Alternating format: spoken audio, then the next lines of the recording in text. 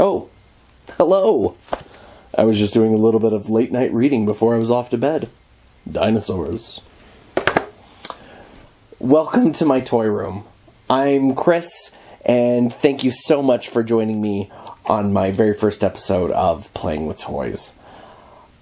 I like to come in this room after my whole family has already gone to bed and hang out. I like to listen to music. I like to read, but frankly, I spend a lot of time just sitting here thinking about toys. And I figured that's what I would make this channel about, is me just spending the last few moments of my day just hanging out, having fun, talking about toys. And I don't think it's any secret to say that I'm passionate about toys. I love toys.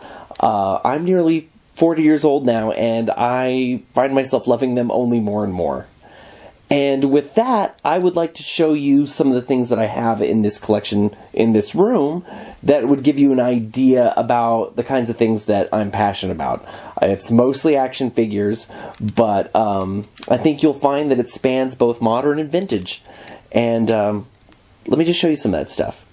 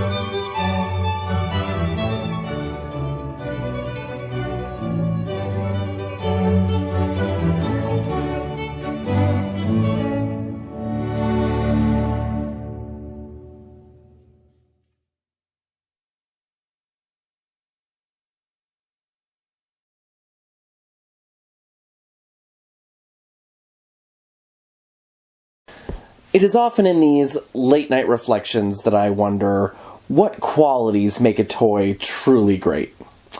Is it the paint deco? Is it the points of articulation? Is it the sculpt? Or maybe it's a cultural thing that's really kind of tied to a certain place and time, like a TV show or a movie, where it generates a huge fury of interest that drives kids to want to play with a certain toy. And maybe it's too subjective of a quality really to even define. I mean, everybody's got their own thing and their own reasons why they like one toy over another. But for the sake of this channel, we are going to define what makes a toy truly great as its playability. What qualities make a toy fun to play with? What qualities make a toy more fun to play with over another toy? I feel that this is a seemingly elusive concept that gets muddled in collecting. That we get more caught up in just collecting a certain series and displaying them rather than sort of the overarching reason of why a toy exists, which is fun. To play with it. I think toys are magical things. I think they are just as magical as any other art or creative medium. I think how a child plays with a toy is an even more magical thing. To a child, a toy serves as this sort of midpoint or gateway, a connection between two worlds. In one world, there's the physical world, the real world in which the child lives and has adventures and experiences that fuel their desire to want to interact in the other world, which is the fantasy world, the world of fiction.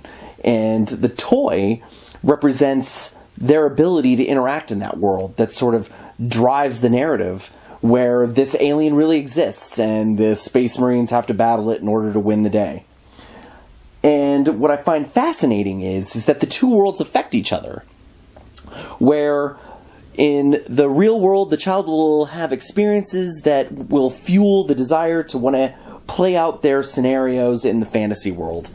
And conversely, the fictional world, and I find this to be extraordinarily magical, which is that they'll have these organic experiences that only happen in that moment of play that will affect them so deeply that it'll imprint upon them that affects their interests and will then totally motivate them to have completely new adventures and experiences that will affect and change their lives in profound ways.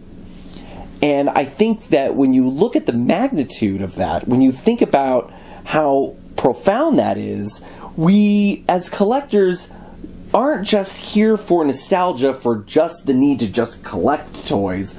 We collect these toys because they represented moments where these objects helped us make our wildest and deepest fantasies more real. And they affected us and changed us. And it's easy to see why it was well worth the $8.99 or whatever it was that our parents or ourselves paid for this in order to have those experiences, and that we value these things forever and ever.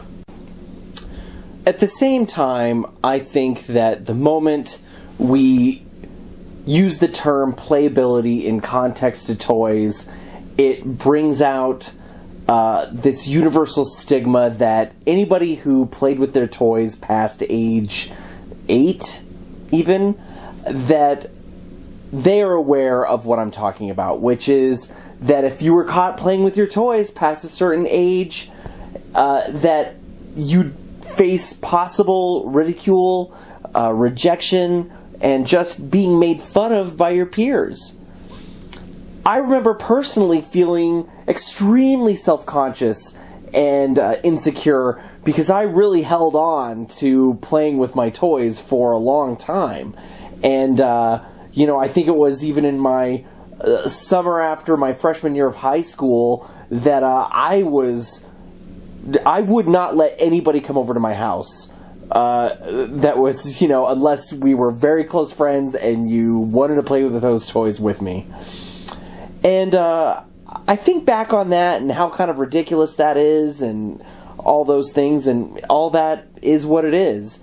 But what a shame and what a bummer, because if I'm just one kid that was kind of experiencing that, that must mean that there were thousands, maybe even millions of kids out there that are currently still having that fear and insecurity about just such a fun and natural, creative use of time playing with their toys.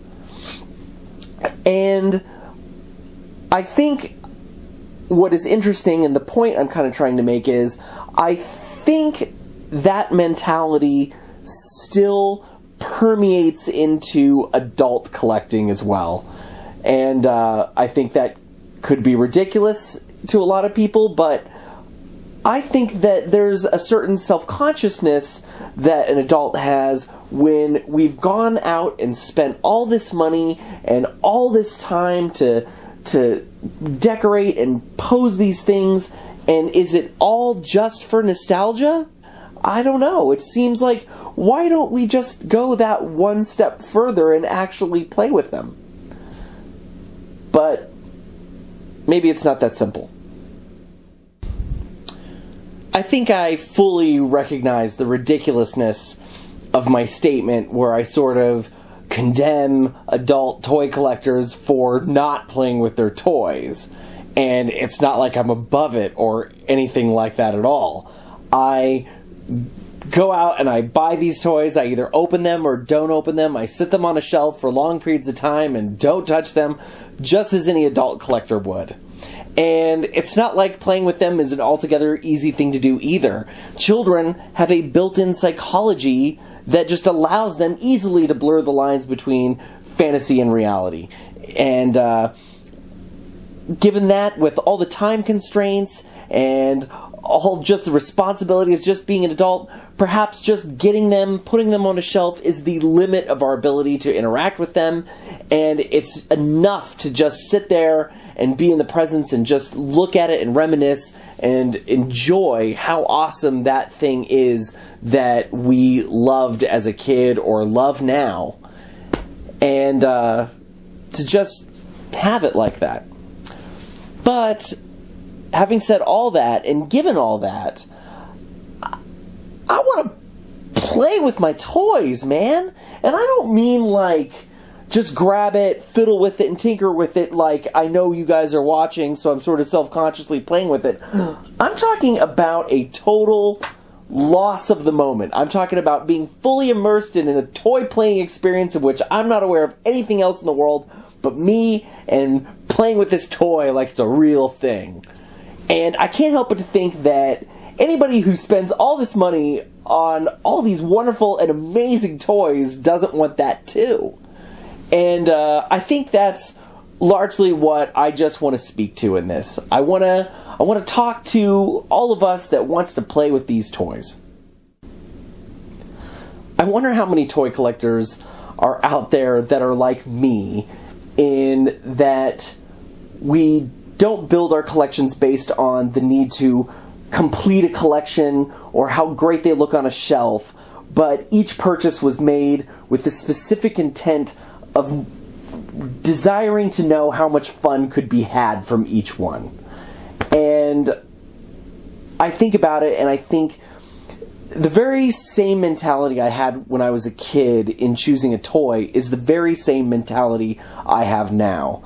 I'll be at a store, I'll be looking at this toy, and I'll be thinking to myself, how am I going to play with this? How is this toy going to aid in this grand movie, story, play, plot that I have in my mind that I want to express for no real reason other than how much fun it would be to just like do this scenario that would be so much fun to do.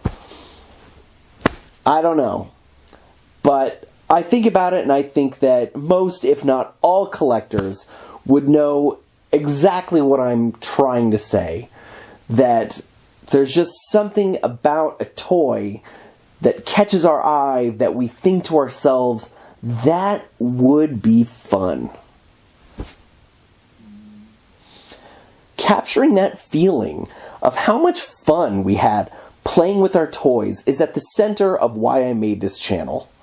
I want to talk about how we played with our toys, literally. I want to talk about vintage and modern, vintage versus modern.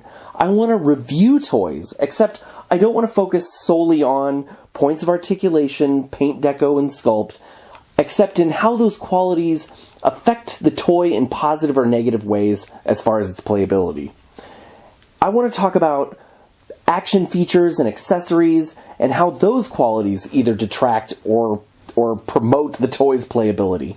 I want to talk about movies and TV shows and the effect that had on our playing times, whether or not that was in positive or negative ways for our creativity. And I don't think any of those things have an altogether straightforward answer. That at the very least, this will force me to play with my toys. And in return, I hope that it gives all of us collectors a form of catharsis, that we can all enjoy the wondrous potential that each one of these objects holds. Hey, hon? Yes, dear? Hey, hon. It's getting late. Are you coming to bed soon? Yes, dear. I'm sorry. I'm just finishing up. I'll be right in. All right. Good night, hon.